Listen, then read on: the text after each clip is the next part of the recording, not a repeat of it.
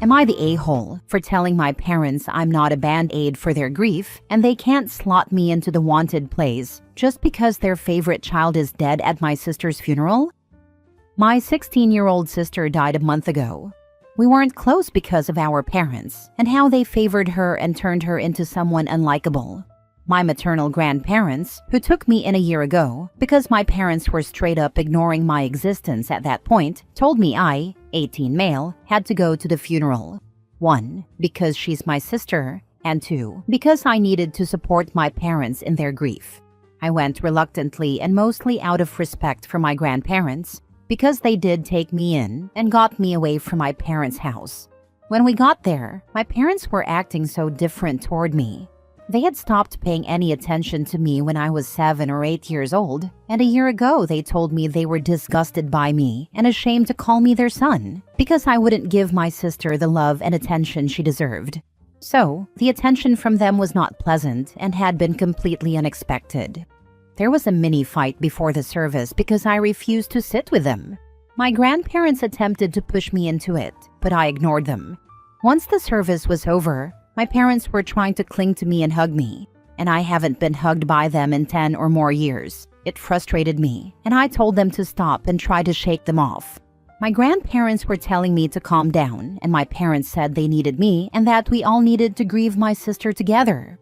I told them I wasn't a band-aid for their grief now that she's gone, and I said they didn't get to slot me into the wanted child place just because their favorite child is gone. I told them I never should have come and that I didn't want their fake BS. My grandparents lost it with me and kicked me out for saying what I did. My paternal grandparents, who live in another state, offered to let me move in with them, so I made my way to them. I hadn't graduated yet, but that got messed up in the process, so I'm not finishing high school like I was supposed to. But I did get closer to grandparents who not only saw how badly I had been treated before, but spoke up and were pushed out for saying anything to my parents. There have been lots of calls and texts from my maternal grandparents, so I had to block them like I had my parents when I first moved in with them. But they want me to be ashamed of my words at the funeral and want me to apologize and make peace and forgive my parents and make up for my evil ways, their way to describe it, at the funeral.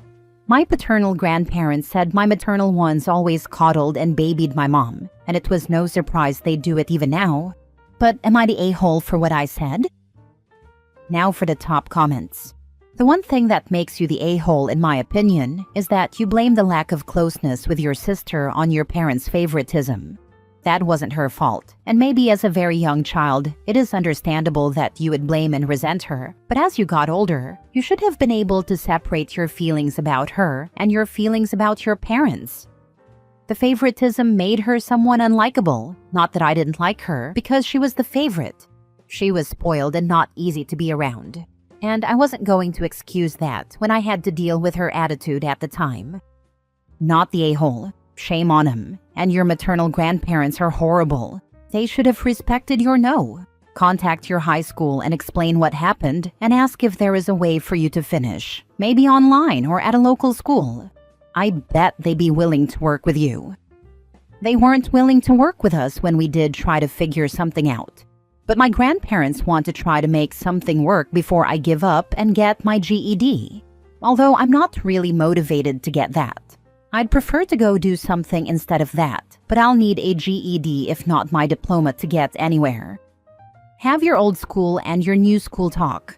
You may be able to get your remaining credits in summer school, although it's only April, so you might be able to finish the school year and graduate on time. Depends on your transcript, I expect. Don't let it go. You also might be able to go ahead and take the GED. Don't waste time on that though, because the longer you're out of school, the less you'll remember the info they test. There should be GED classes that are free. When I did mine, as long as I took the classes, then they gave me a credit for the price of the test, so everything was free. There was also a life skills program for anyone under 21 that got them a diploma. Luckily, these were all free programs. Please use these resources. They will help you, and everyone I came into contact with during my experience wanted me to succeed. Next story. Am I the a-hole for telling my wife not to come to my ex-wife's funeral to support my daughter because my daughter doesn't want her there? My ex-wife died a couple of days ago. We shared a daughter, 14, together. Our divorce was not on the best of terms. We were both at fault. Nobody cheated, but we weren't the best spouses to each other. For a long time, we both tried to put our daughter first. But after I remarried, things did change. My ex alienated our daughter against my wife. I did what I could to stop it, and I made sure I tried to counteract what my ex was doing. I did fight my ex in court over it, but my ex did successfully alienate our daughter against my wife. This was 4 years ago. My wife was pregnant at the time, so it was stressful when we realized what was happening, and my wife and daughter do not have a close or healthy relationship. My daughter shuts my wife out because of what her mom has said. She has at times been rude to my wife, and I have stepped in to tell her she cannot behave that way. I told her I can't make her like, love, or be close to my wife, but she must be respectful. The rudeness was never a big problem, but the rejection of a relationship has remained consistent. Now my ex-wife is dead, and my daughter is grieving.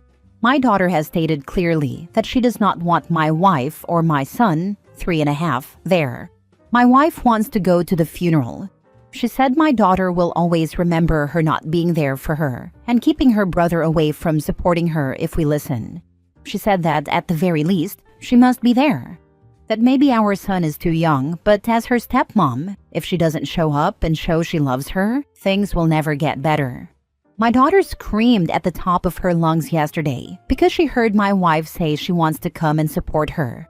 My daughter stated, very aggressively and in a state of raw grief, that my wife will not be a comfort because she hated her mom and nobody wants her there.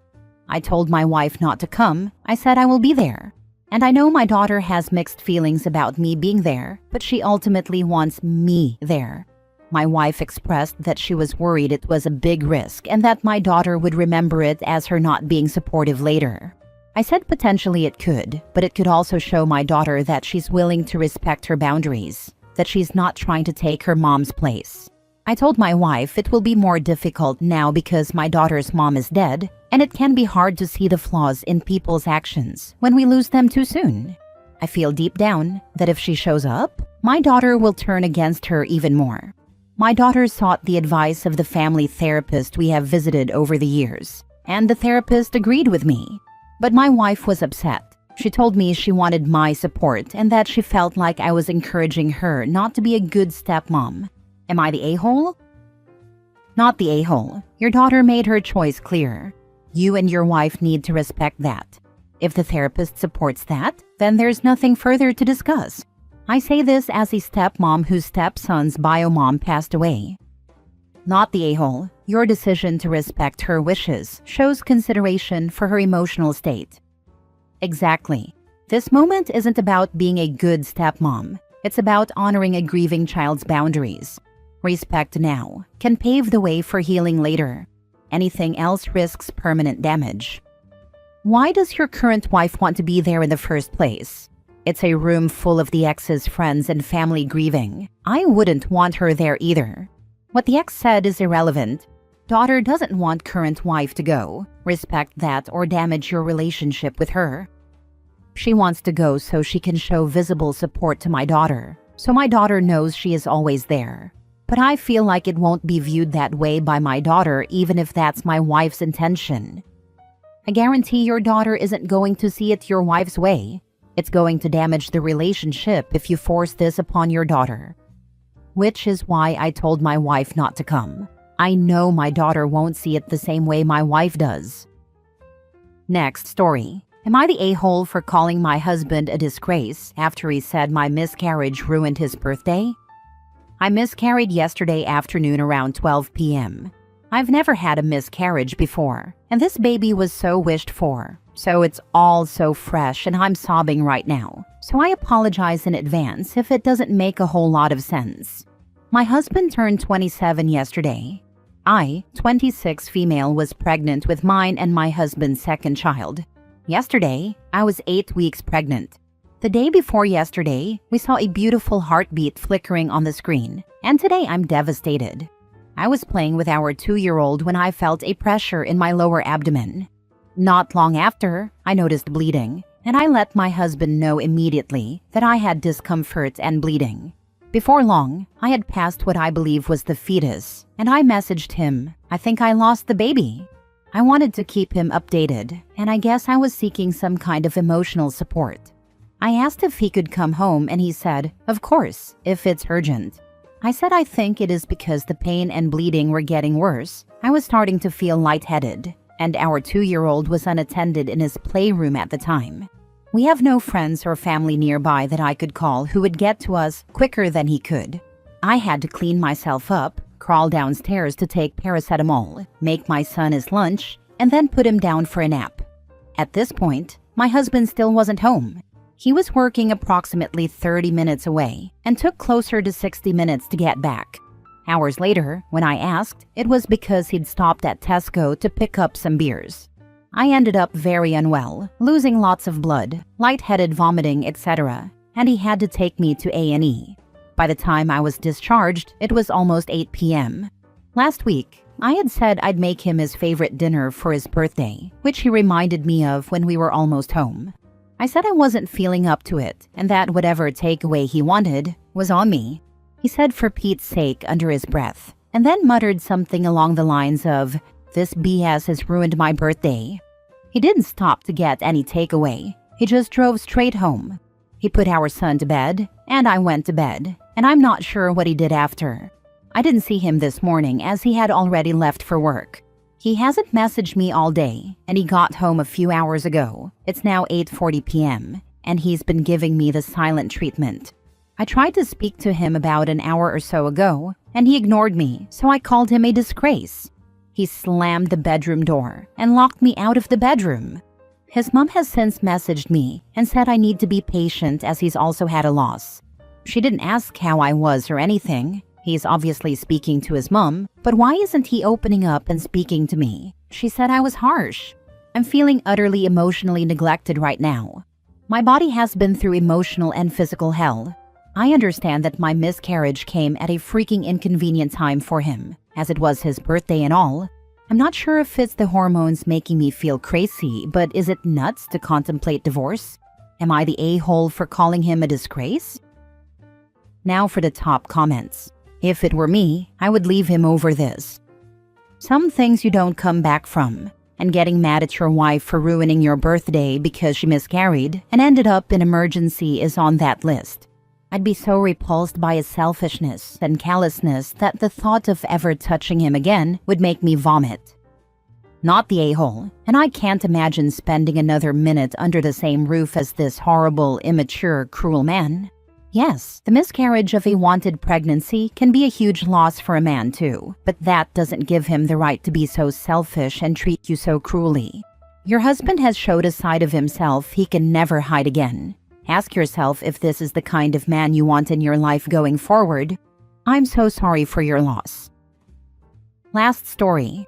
Am I the a-hole for asking my mom's husband to stop calling me his sole daughter and telling him my dad was meant to be my dad, not him? My dad died when I, 16 female, was 6. 2 years later, my mom met Jeremy, and the two of them fell hard and fast for each other. They've become very spiritual together, and they talk about how they were always meant to be together and find each other, how their hearts are one, and how they're each other's true love and soulmate. My mom has said Jeremy was always supposed to be her happily ever after. Jeremy feels the same about mom, but he doesn't just see mom that way. He sees me as his soul daughter, and he calls me that frequently. He said he knows it's crazy, but he feels as though he was always meant to be my dad. He talks about how Mother Earth gave him not only a wife but a child as well, and how he's so glad the universe saw him worthy to be a dad. It has always bothered me. I know they're happy. I know my mom sees my dad as nothing more than a stepping stone to Jeremy, as a way for the two of them to raise a child together. But I have never seen it that way, and I have never been close to Jeremy, which is something that has upset them, especially when I push Jeremy out of parenting stuff, because I do that all the time. If I'm asked to speak to my parents about something, I always make a point of telling mom I need to talk to her. And while she and Jeremy try to insist I should talk to them both, I don't allow it. That's when Jeremy and my mom really focus on the meant to be part of everything, and it makes me so uncomfortable. But in the past, when I expressed that, they weren't paying enough attention to really hear me. Usually, they're so caught up in these beliefs. I was 12 when they got married officially, but they called each other husband and wife before then. The wedding was a mess, and I know that's when they started thinking about all of us needing therapy because they felt their day was ruined by my refusal to participate in the wedding. They had this whole thing planned, where they were going to use Earth to express their love for each other and then plant a family garden where we each plant ourselves into that Earth and express how we were a soul family or whatever they were talking about. I didn't plant a thing, and I said nothing. It did hurt my mom, but it hurt Jeremy more, and she told me that. She said he believed so strongly that I was meant to be his daughter, and my outright rejection was difficult when he knew I loved her at least. We officially started therapy a month ago. It was a long time coming, but they wanted to find a spiritual, nature-based therapist who understood their beliefs. They and the therapist spent the first session talking about the beliefs they share.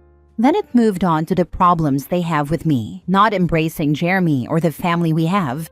In our second to last session, I got to speak, and I said exactly how much I hate Jeremy calling me his soul daughter and saying we were meant to be father and daughter.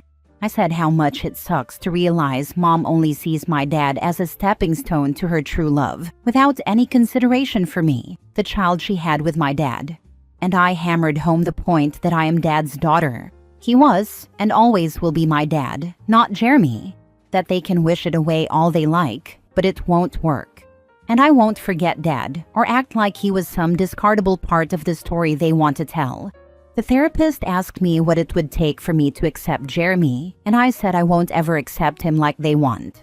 But if he'd like to be someone I care for someday, then he needs to stop calling me his soul daughter, and he needs to accept that I was meant to be Dad's daughter, not his, and stop saying otherwise. The last session we had was them talking about how they felt about what I said.